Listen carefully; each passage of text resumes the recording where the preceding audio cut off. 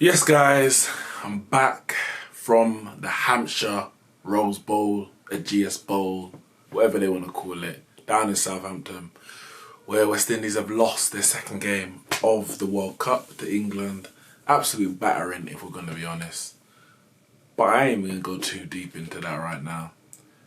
This is the second week of the World Cup, and we've got a lot to talk about. Rain, rain.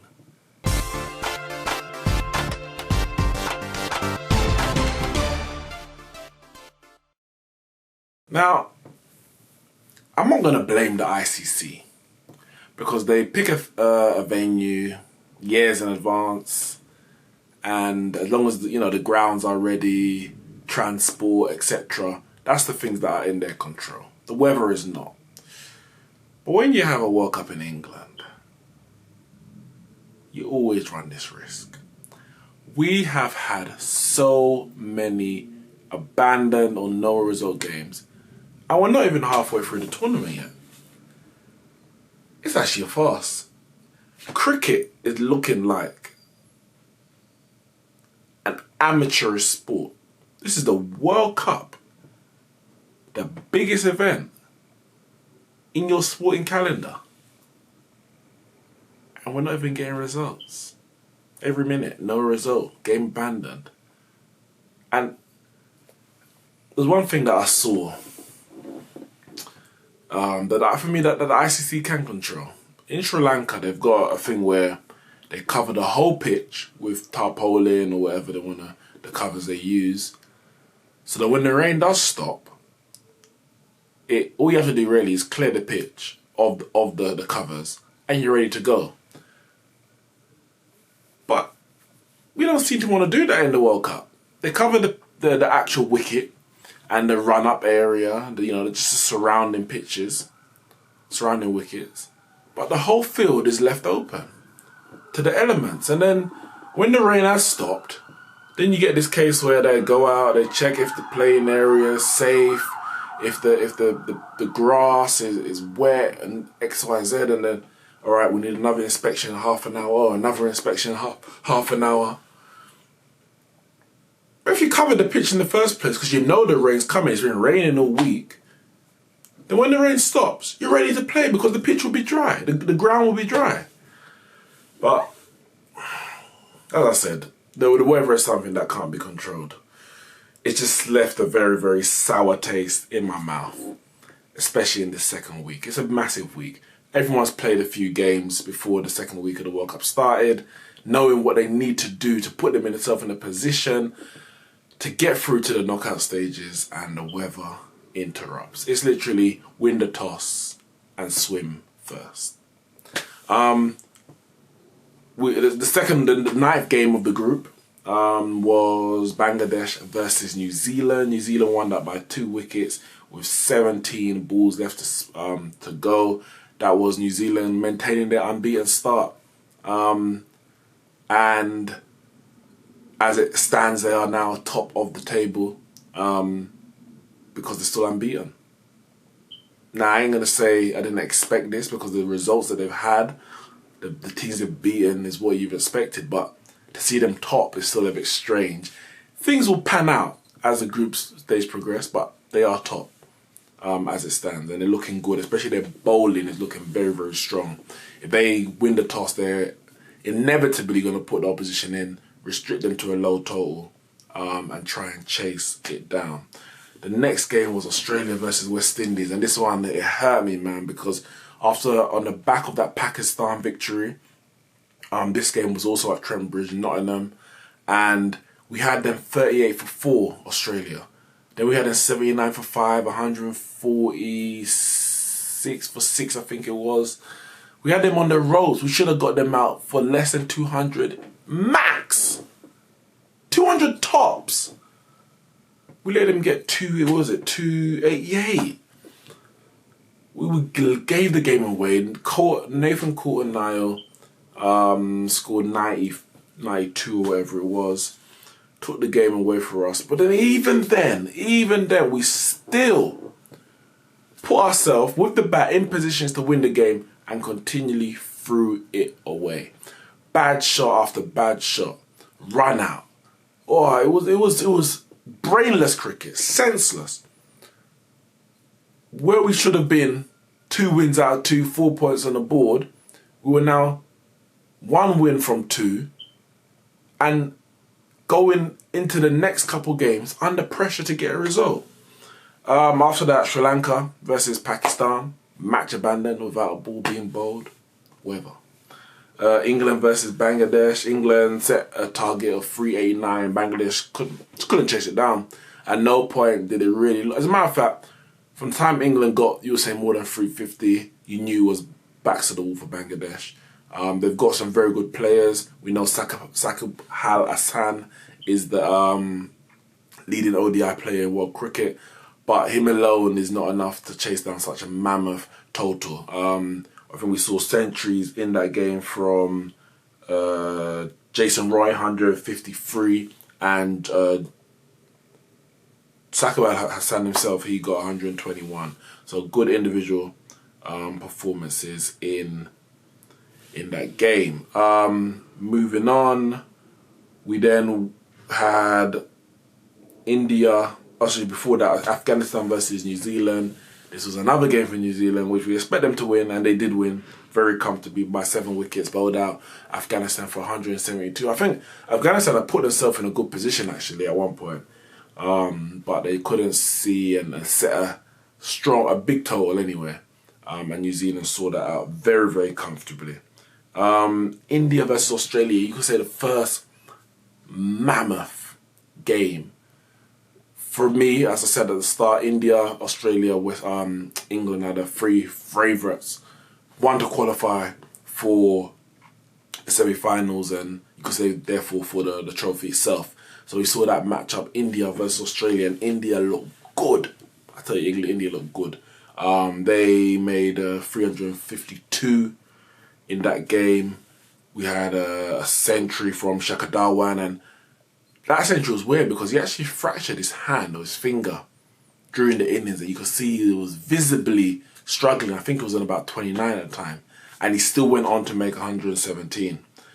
So it shows the quality of the man, the quality of the Indian team. In reality, he's got a century. Rohit Sharma's got a century.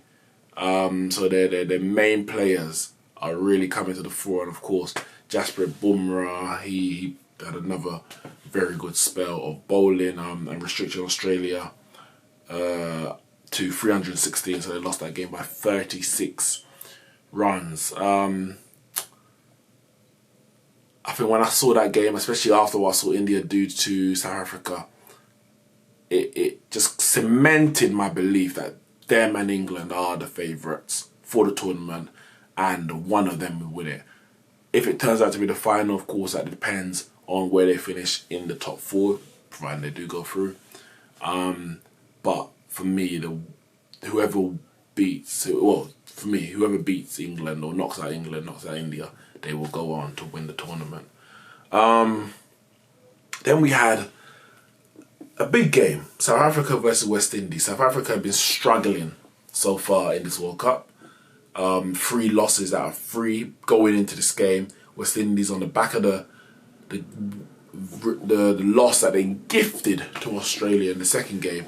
This was a game that, I'm not going to say a must win, but if they did win, it would put them in a good position, and they want to get back to winning ways. And we started very, very well. Had them with 29 for 2 after 7 overs, overcast conditions, and then the rain came again. 1 point each. South Africa's first points on the board. West Indies, they might feel robbed of a point because of the weather. Nothing you can do about it.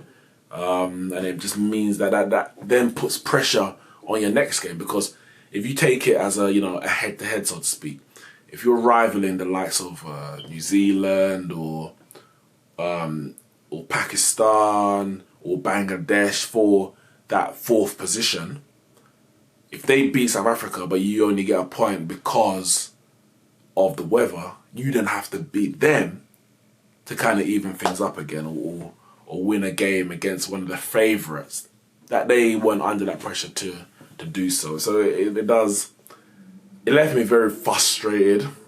because I felt for me that was like two points in the bag. And we don't usually have a great record against South Africa in tournaments, but I was confident and we started well.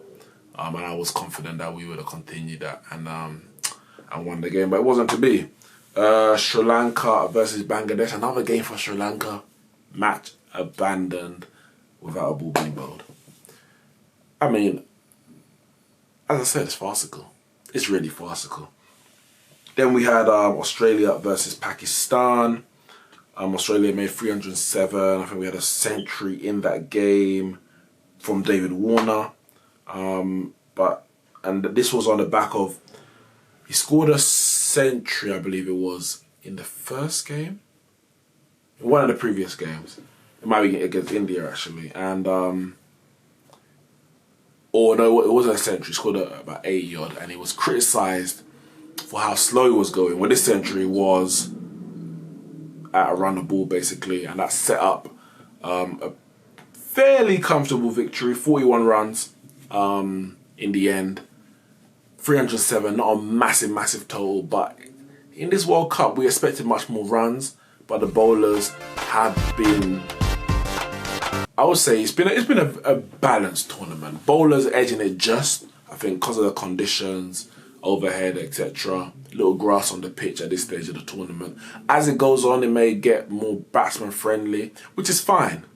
But at the moment, I think the bowlers are just edging it. So those totals of 300 are defendable. 280, defendable. Anything less than that, then you're really struggling. Then the next game was India versus New Zealand. Match abandoned without a ball being bowled. Now, this is what I'm talking about. New Zealand won their first 3 games. Sri Lanka, Afghanistan, Bangladesh. Games that they expect to win. Games that, Pakistan and West Indies, if they want to get into the top 4, they're going to have to win as well. But then New Zealand get a draw or 1 point against India because of the result, because of the weather. So West Indies would have to either have to win or hope for the rain to match that if they're going to also go through. But there's nothing you can do about it. West Indies are going to have to play India. And now we're going to have to probably go for the win. Well, let's say go for the win. We're all trying to win. But now we're probably going to have to win if we're going to surpass New Zealand. Because they benefited, you might say. We don't know what would happen, of course. But you might say they benefited from the fact that it rained out. But what can you do? And then today, the game I went to, as I said, West Indies versus England.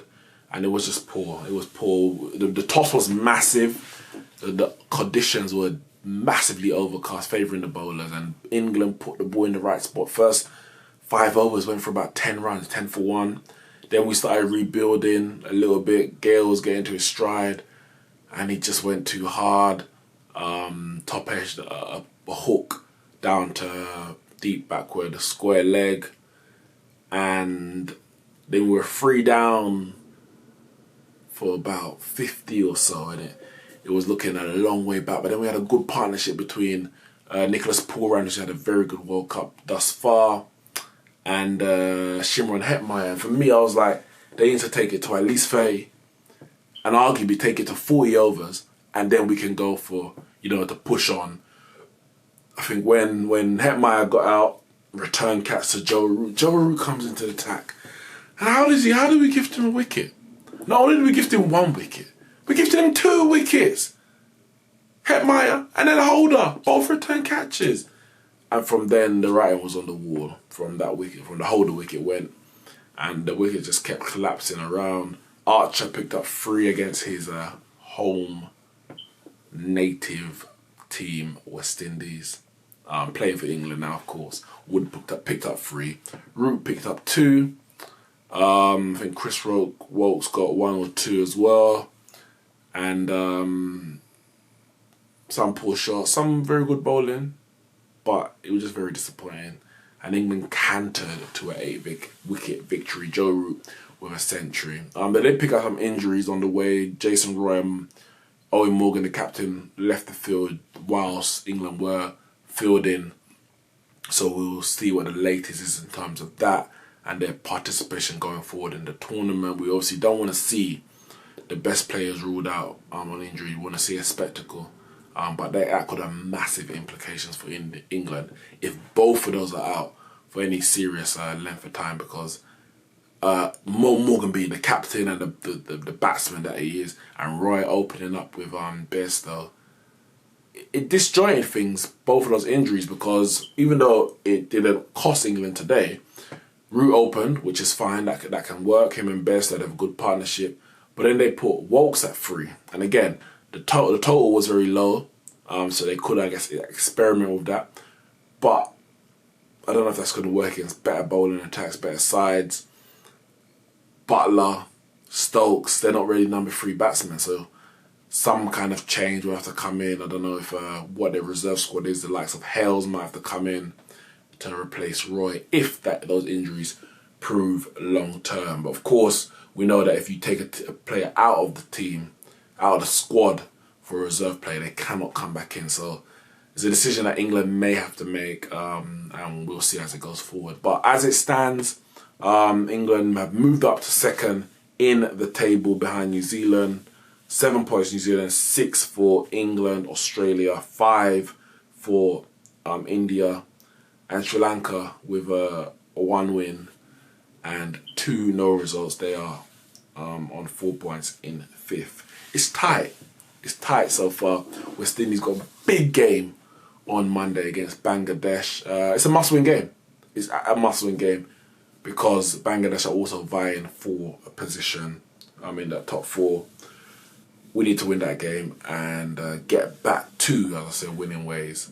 Changes have to happen. Brathwaite has to go.